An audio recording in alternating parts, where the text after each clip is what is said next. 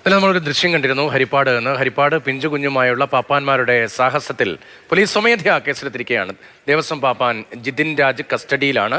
മൃഗങ്ങളെ ഉപയോഗിച്ചുള്ള ആക്രമണം, ജീവഹാനിക്കിടയാക്കുന്ന പ്രവർത്തനം എന്നീ വകുപ്പുകൾ ചേർത്തിട്ടുണ്ട്. രഘുനാഥ് നാരായൺ കുഞ്ഞിൻ്റെ ജീവൻ നഷ്ടമാകാതിരുന്നത് തന്നെ വലിയ ഭാഗ്യമാണ് എന്ന് കരുതേണ്ടി വരും. ആനയ്ക്ക് മുന്നിൽ അപകടകരമായി കുഞ്ഞിനെ കൊണ്ടുപോകുന്നതിൻ്റെ ദൃശ്യങ്ങൾ, കൊമ്പിലിരുത്തുന്നു, അതിനുശേഷം താഴേക്ക് പതിക്കുന്നു. പോലീസിന്റെ നടപടികൾ അത്രത്തോളം ഗൗരവ സ്വഭാവമുള്ള നിയമ നടപടിയാണ്.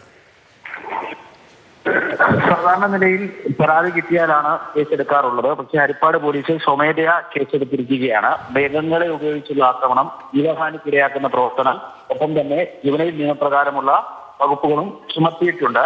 നിലവിൽ ഒന്നാം പാപ്പാൻ കസ്റ്റഡിയിലുണ്ട്. രണ്ടാം പാപ്പാനായിട്ട് അഭിലാഷ് കൊച്ചിൻ സ്വദേശിയാണ്. അഭിലാഷ് ദേവസ്വം സ്ഥിരം പാപ്പാനല്ല, മറിച്ച് ഇയാള് താൽക്കാലിക അടിസ്ഥാനത്തിൽ ചെയ്തു. ഒന്നാം പാപ്പാൻ അയാളുടെ സഹായത്തിനായിട്ട് ഒന്നാം പാപ്പാൻ സ്വന്തം വിളിച്ചുകൊണ്ടുവന്ന ആളാണ്. നിലവിൽ അഭിലാഷ് ഒളിവിലാണ്, അല്ലെങ്കിൽ അയാൾ പോലീസിന്റെ ഇതിലില്ല.